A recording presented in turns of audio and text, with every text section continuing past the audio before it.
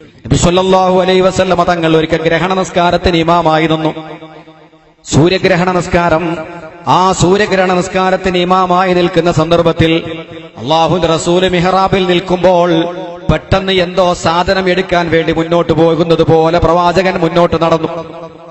കുറച്ചു കഴിഞ്ഞപ്പോൾ പേടിച്ചുകൊണ്ട് പിന്മാറുന്നത് പോലെ പിറകോട്ട് മാറി. സഹാബത്തിനൊന്നും മനസ്സിലായില്ല. നിസ്കാരമെല്ലാം കഴിഞ്ഞതിന്റെ ശേഷം സ്വഹാബത്ത് ചോദിച്ചു, നബിയെ, തങ്ങൾ എന്താണ് നിസ്കാരത്തിൽ മുന്നോട്ട് നടക്കുന്നത് ഞാൻ കണ്ടു, ബേക്കോട്ട് നടക്കുന്നതും ഞാൻ കണ്ടല്ലോ, എന്തു പറ്റി നബിയെ നിസ്കാരത്തിൽ? അള്ളാന്റെ റസൂല് പറയുന്നു, ഇമാം ബുഖാരി റഹ്മത്തുള്ളാഹി അലൈഹി റിപ്പോർട്ട് ചെയ്യുന്ന ഹദീസാണ്, സ്വഹാബത്തെ, ഞാൻ നിങ്ങൾക്ക് ഇമാമായി മിഹ്റാബിൽ നിൽക്കുമ്പോൾ അള്ളാഹു സ്വർഗം എന്റെ മുമ്പിൽ പ്രദർശിപ്പിച്ചു. ഞാൻ ശരിക്ക് സ്വർഗം ഇങ്ങനെ കണ്ടു.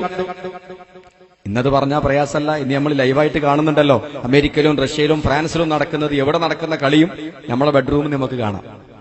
നബി സല്ലല്ലാഹു അലൈഹി വസല്ലമ തങ്ങളുടെ മുമ്പിൽ സ്വർഗം ഇങ്ങനെ കാണിച്ചു കൊടുത്തു. സ്വർഗം കണ്ടപ്പോൾ, അതിൽ തൂങ്ങിക്കിടക്കുന്ന ഒരു മുന്തിരിക്കുല കണ്ടപ്പോൾ അതെന്റെ തൊട്ടു മുമ്പിലായി എനിക്ക് തോന്നി. ആ മുന്തിരിക്കുല കണ്ടപ്പോൾ എനിക്ക് ആശയുണ്ടായി, അത് പറിച്ചെടുക്കാനും നിങ്ങൾക്കൊക്കെ വിതരണം ചെയ്യാനും ഞാൻ ആഗ്രഹിച്ചു. അങ്ങനെ ആ മുന്തിരിക്കുല പറിച്ചെടുക്കാൻ വേണ്ടി ഞാൻ മുമ്പോട്ട് നടന്നതാണ് സഹാബത്തെ. ശഫീഉനാ റസൂലുള്ളാഹി മുന്തിരിക്കുല പറിക്കാൻ വേണ്ടി പോയതാ. അതെങ്ങാനും എന്റെ കയ്യിൽ കിട്ടിയിരുന്നെങ്കിൽ ഖിയാമത്ത് നാൾ വരെ അത് മതിയാവും. എത്ര എടുത്താലും തീരൂലല്ലോ. പക്ഷെ കിട്ടിയില്ല, പോയി, അകന്നുപോയി. പിന്നെ നബി തങ്ങളോട് ചോദിച്ചു, എന്തിനാ നബി ബേക്കോട്ടടിച്ചത്? പെട്ടെന്ന് തങ്ങൾ പിറകോട്ട് മാറിയല്ലോ. ഉടനെ അള്ളാന്റെ റസൂല് പറഞ്ഞു, ഞാൻ പിറകോട്ട് മാറിയത് സ്വർഗം കാണിച്ചെന്ന്, അതേ സ്ഥലത്ത് അള്ളാഹ് നരകവും കാണിച്ചു തന്നു. ഭയാനകമായ നരകം എന്റെ മുമ്പിൽ പ്രദർശിപ്പിക്കപ്പെട്ടു. ആ നരകത്തിന്റെ ഭയാനകത കണ്ടപ്പോൾ, നരകത്തിൽ കത്തിക്കരിയുന്ന ഇബ്ലീസുൽ ലഈൻ ഒരു തീക്കൊള്ളിയെടുത്ത് എന്റെ നേരെ ചൂണ്ടിയപ്പോൾ ഞാൻ പിറകോട്ട് മാറിയതാണ് സഹാബത്തെ. ശഫീഉനാ റസൂലുള്ളാഹി. ഹദീസ് സുദീർഘമാണ്, എന്റെ വിഷയത്തിന്റെ ഭാഗം മാത്രം പറയുകയാണ്. സഹാബത്ത് ചോദിച്ചു, നരകത്തിൽ ആരാണ് നബിയെ കൂടുതൽ? ഉടനെ പ്രവാചകർ പറഞ്ഞു, വറഅയ്തു അക്സറ അഹ്ലിഹൻ നിസാ, നരകത്തിൽ ഏറ്റവും കൂടുതൽ ഞാൻ കണ്ടത് സ്ത്രീകളാകുന്നു. സഹീഹുൽ ബുഖാരിയിലെ ഹദീസാണത്. നരകത്തിൽ ഏറ്റവും കൂടുതൽ സ്ത്രീകളാണ്. ഇത് കേട്ടപ്പോ പുരുഷന്മാരുടെ മനസ്സ് തേങ്ങി. അവർ ചോദിച്ചു, നബിയെ, എന്തുകൊണ്ടാണ് സ്ത്രീകൾ ഇങ്ങനെ നരകത്തിൽ വരാൻ കാരണം? ബികുഫ്രിഹിന്ന, നന്ദികെട്ട സ്വഭാവമുള്ളത് കൊണ്ടാണ്, കുഫ്ർ കൊണ്ടാണ്. ബികുഫ്രിഹിന്ന എന്ന് പറഞ്ഞപ്പോൾ അവർ ചോദിച്ചു, യക്ഫുർന ബില്ലാഹ്, അള്ളാഹിനോട് നന്ദികെട്ട സ്വഭാവം കാണിച്ചത് കൊണ്ടാണോ, അള്ളാഹുവിനോട് കുഫ്ർ കാണിച്ചത് കൊണ്ടാണോ നരകത്തിൽ വന്നത്? ഉടനെ പ്രവാചകർ പറഞ്ഞു, അല്ല, വലാകി യക്ഫുർനൽ അശീർ, ഭർത്താക്കന്മാരോട് നന്ദിയില്ലാത്തത് കൊണ്ടാണ്. ഭർത്താക്കന്മാരോട് വളരെ നന്ദിയില്ലാതെ പെരുമാറും. എത്ര നിഅമത്ത് ചെയ്തു കൊടുത്ത ഭർത്താവാണെങ്കിലും, എത്ര സ്നേഹിക്കുന്ന ഭർത്താവാണെങ്കിലും അതെല്ലാം തള്ളിപ്പറയുന്ന സ്വഭാവം, നിസാരമായി കാണുന്ന സ്വഭാവം, ആ സ്വഭാവക്കാരിയായ പെണ്ണുങ്ങളാണ് നരകത്തിൽ കൂടുതലെന്ന് നബിയുനാ റസൂലുള്ളാഹി. നിസ്കാരത്തിന്റെ കുറവല്ല, നോമ്പിന്റെ കുറവല്ല, ഖുർആൻ പാരായണത്തിന്റെയോ സദഖയുടെയോ കുറവല്ല, ഭർത്താക്കന്മാരോട് നന്ദിയില്ലാത്തൊരൊറ്റ കാരണമാണ് ഏറ്റവും കൂടുതൽ നരകത്തിൽ വന്നതെന്ന് നബിയുനാ റസൂലുള്ളാഹി. ആലോചിച്ച് നോക്കി നിങ്ങൾ. അല്ലാഹു നമ്മളെ കാത്തുരക്ഷിക്കട്ടെ. പടച്ചോൻ നമ്മളെ സഹോദരിമാരെ കാത്തുരക്ഷിക്കട്ടെ. ഭർത്താവിനോട് നന്ദിയില്ലാതെ പെരുമാറിയത് കൊണ്ടാണ് നരകത്തിൽ കൂടുതൽ പെണ്ണുങ്ങൾ വന്നത്. ബുഖാരി ഇമാം റിപ്പോർട്ട് ചെയ്യുന്ന ഹദീസാണ്. ആലോചിക്കേണ്ടതല്ലത്. അപ്പൊ അതുകൊണ്ട് ഒന്നാമത്തെ ഗുണം അനുസരണമാണ് ഒരു പെണ്ണിനുണ്ടാവേണ്ടത്. അതില്ലെങ്കിൽ പിന്നെ മറ്റു ഗുണങ്ങളൊന്നും എണ്ണി പറയണ്ട. നിസ്കരിക്കുന്നോ, നോമ്പ് വിൽക്കുന്നോ, ഹജ്ജിന് പോയിടുന്നോ ഒന്നും പറയേണ്ട ആവശ്യം. ഇതുണ്ടോ? സ്വർഗത്തിൽ കടക്കണമെങ്കിൽ അത് ആവശ്യമാണ്. ഹിയ ജന്നത്തുക്കി ഹിയ നാറുക്കി, നിന്റെ ഭർത്താവ് നിന്റെ സ്വർഗമാണ്, നിന്റെ ഭർത്താവ് നിന്റെ നരകമാണ്. ഭർത്താവുമായുള്ള ബന്ധം നന്നായാൽ അക്കാരണം കൊണ്ട് സ്വർഗം, ഭർത്താവുമായുള്ള ബന്ധം മോശമായാൽ അക്കാരണം കൊണ്ട് നരകം. ഭർത്താവ് നിന്റെ സ്വർഗം, ഭർത്താവ് നിന്റെ നരകം.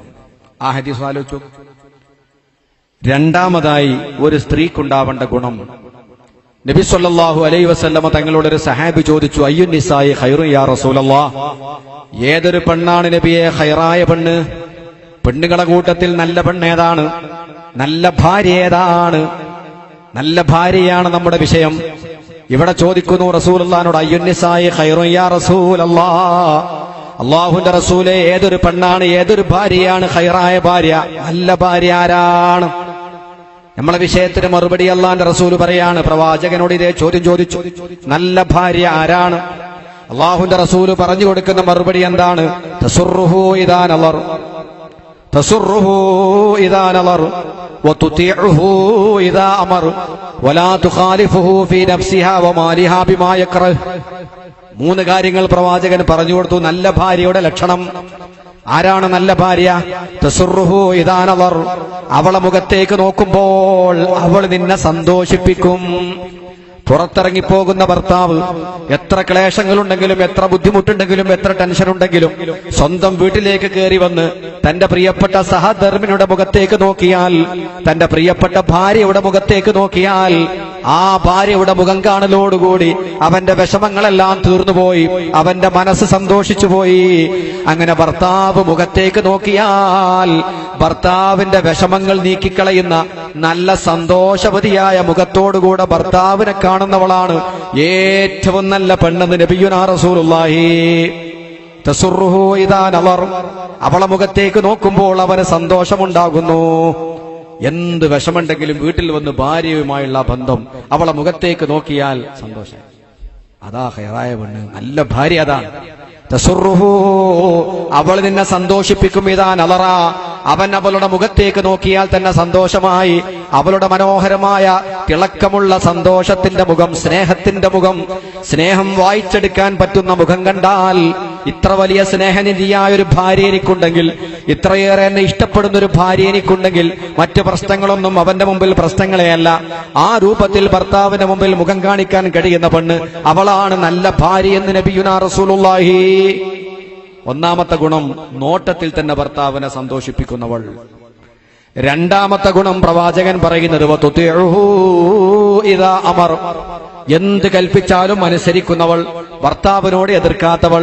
തുതിഉഹു, ഭർത്താവിനിക്ക് വഴിപ്പെടും. ഇദാ അമറ, അവൻ കൽപ്പിച്ചാൽ, ഭർത്താവിന്റെ കൽപ്പന എന്ന് പറഞ്ഞാൽ അതനുസരിക്കാനും അതുപോലെ പ്രവർത്തിക്കാനും അവൾക്ക് വലിയ താല്പര്യമാണ്. അവൾക്ക് ഇഷ്ടമുണ്ടായാലും അവരുടെ പ്രകൃതിയോട് യോജിക്കുന്നതല്ലെങ്കിൽ പോലും ഭർത്താവിനിക്ക് വഴിപ്പെടുക എന്ന വിഷയത്തിൽ വളരെ തൽപരയാണ് അവർ. എന്ത് കൽപ്പിച്ചാലും അനുസരിക്കുന്നവൾ എന്നാണ് രണ്ടാമത്തെ കാര്യം. മൂന്നാമതായി നബി സല്ലല്ലാഹു അലൈഹി വസല്ലം തങ്ങൾ പറയാണ്, വലാ തുഖാലിഫുഹു ഫീ നഫ്സിഹാ വമാലിഹാ ബിമാ യക്റഹ്, അവളുടെ ശരീരത്തിലും അവളെ സമ്പത്തിലും ഭർത്താവിற்கு ഇഷ്ടമില്ലാത്ത ഒന്നും അവൾ ചെയ്യാത്തവളാണ്. അവളെ ശരീരം ഭർത്താവിനുള്ളതാണ്. ആ ശരീരത്തിലേക്ക് നോക്കാനോ മറ്റുള്ളവർ അനുവദിക്കാത്ത പെണ്ണ്, മറ്റുള്ളവരുടെ മുമ്പിൽ പ്രത്യക്ഷപ്പെടാത്ത പെണ്ണ്, അവളെ നഫ്സിലും അവളെ സമ്പത്തിലും ഭർത്താവ് ഇഷ്ടപ്പെടാത്ത ഒന്നും ചെയ്യാത്തവൾ.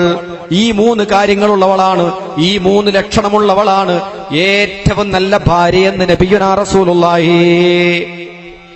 മൂന്ന് മനസ്സിലായില്ലേ? അവളെ മുഖത്തേക്ക് നോക്കിയാൽ ഭർത്താവിന്റെ മനസ്സ് സന്തോഷം കൊണ്ട് പുളകിതമാകുന്നു. എന്ത് കൽപ്പിച്ചാലും അനുസരിക്കും. അവളെ ശരീരം, അവളെ സമ്പത്ത്, അത് രണ്ടിലും ഭർത്താവിനക്ക് ഇഷ്ടമില്ലാത്ത ഒന്നും ചെയ്യാത്തവൾ. അങ്ങനെയാണ് ഖദീജ ബീവി റളിയല്ലാഹു തആല അന്നലെ നമ്മൾ പറഞ്ഞില്ലേ, ബീവി ഖദീജയുടെ ശരീരം, ബീവി ഖദീജയുടെ സമ്പത്ത് അത് മുഴുവനും ഭർത്താവിനുള്ളതാണ്. ദരിദ്രനായ ഭർത്താവിനുള്ളതായി നീക്കിവെച്ചു ഖദീജ. ശരീരം ഭർത്താവിന്, തന്റെ സമ്പത്ത് ഭർത്താവിന്. നിങ്ങൾ ആലോചിച്ച് നോക്കൂ, എത്രയേറെ സ്നേഹിച്ചു ആ നബിനെ, എത്രയേറെ അനുസരിച്ചു. സൗന്ദര്യമല്ല സ്നേഹത്തിന്റെ മാനദണ്ഡം, സൗന്ദര്യമല്ല സ്നേഹത്തിന്റെ മാനദണ്ഡം, ആരോഗ്യമല്ല, പ്രായമല്ല. പിന്നെന്താണ്? ഖദീജ ബീവി നബിയേക്കാൾ പ്രായമുള്ള പെണ്ണാണ്. നബി തങ്ങൾ കല്യാണം കഴിക്കുന്നതിന് മുമ്പ് 2 വ്യക്തികൾ കല്യാണം കഴിച്ചിട്ടുണ്ട്. അതിലൊരാൾ കല്യാണം കഴിച്ചയാൾ മരിച്ചുപോയി, പിന്നെ വേറൊരാൾ കല്യാണം കഴിച്ചു. അതും കഴിഞ്ഞിട്ട് 3ാമത്തെ വിവാഹമാണ് നബി സല്ലല്ലാഹു അലൈഹി വസല്ലമ തങ്ങളുമായിട്ട് നടക്കുന്നത്. നബിയേക്കാൾ 15 വയസ്സ് കൂടുതലാണ്. എന്നിട്ട് പോലും നബിയുടെ മനം കവർന്ന മഹദി സൗന്ദര്യമല്ല, ആരോഗ്യമല്ല, അതുപോലെ കന്യകത്വമല്ല, അതൊന്നുമല്ല സ്നേഹത്തിന്റെ മാനദണ്ഡം. സ്നേഹമുണ്ടാക്കുന്ന വസ്തുക്കൾ അതൊന്നുമല്ലെന്ന് ഖദീജാബിയുടെ ചരിത്രം പഠിപ്പിക്കുകയാണ്. എല്ലാം ഭർത്താവിന് വേണ്ടിയുള്ള സമർപ്പണം, തന്റെ സമ്പത്ത്, തന്റെ ശരീരം എല്ലാം ഭർത്താവിന് വേണ്ടി, ഭർത്താവിനെ പരിപൂർണമായി അനുസരിക്കുന്നവൾ. അങ്ങനത്തെ ഒരു പെണ്ണ് നിങ്ങൾക്കുണ്ടെങ്കിൽ, അവൾ പ്രായമുള്ളവളാണെങ്കിലും, അവൾക്ക് സൗന്ദര്യമില്ലെങ്കിലും, അവൾക്ക് സമ്പത്തില്ലെങ്കിലും, അവളെ മുമ്പ് പല ആളുകളും കല്യാണം കഴിച്ചവളാണെങ്കിലും മഹബത്തിന് യാതൊരു കുഴപ്പവും ഉണ്ടാവില്ല. അതൊന്നുമില്ലാത്തൊരു പെണ്ണ്, ആ കന്യകയാണ്, ആരും തൊടാത്ത പെൺകുട്ടിയാണ്, സുന്ദരിയാണ്, പണക്കാരിയാണ്, ചെറുപ്പക്കാരിയാണ്, ഒക്കെയാണ്. പക്ഷെ അനുസരണം എന്ന് പറയുന്ന സ്വഭാവം അല്ലെങ്കിൽ ഒരു വസ്തുവിനും പറ്റില്ല. 2 ദിവസം കൊണ്ട് മടുത്തിരിക്കും. പോലെ വീട്ടില് കല്യാണം കഴിച്ചിട്ട് കുറഞ്ഞ ദിവസമായിട്ടുള്ളൂ. പിടിയക്കൊലയുമലുണ്ടാവും, അല്ലെ ആളില്ലാത്ത സ്ഥലത്തെവിടെങ്കിൽ ഇരുട്ടത്തിരുന്ന് വർത്താനം പറയുണ്ടാവും. എന്താടോ വീട്ടിൽ പോണില്ലേ? സമയത്രേ? സമയം 12 മണി. 12 ആയിട്ടുള്ള കുറച്ചുകൂടി കഴിയട്ടെ അറിയും. എന്താ കാരണം? ഈ ബസ് സ്റ്റോപ്പിൽ ഇരിക്കുന്ന സുഖം അവിടെ കിട്ടൂല. എന്നെ കട്ടി നല്ല ഇവിടെ ഇരിക്കലല്ലേ. അങ്ങനെ ഉണ്ടാവും ചില ആളുകൾ വീട്ടിൽ പോകാതെ ഇങ്ങനെ 12 മണി 12:30 1 മണിക്കൊക്കെ വീട്ടിലിരിക്കും. പേരെ ചെല്ലുമ്പോൾ ചിലപ്പോൾ ചൂട്. നിങ്ങളെന്താ നേരത്തെ വരാത്തതിന് കാരണം എന്താ? നമ്മളൊരു പങ്കാളിയാണ്. മുഖത്തേക്ക് നോക്കിയാൽ സന്തോഷിപ്പിക്കുന്നവൾ, കൽപ്പിച്ചാൽ അനുസരിക്കുന്നവൾ, സമ്പത്തിലും ശരീരത്തിലും ഭർത്താവിനക്ക് ഇഷ്ടമില്ലാത്ത ഒന്നും ചെയ്യാത്തവൾ, അവളാണ് നല്ല ഭാര്യ എന്ന് ബഹുമാനപ്പെട്ട നബി മുഹമ്മദ് മുസ്തഫ.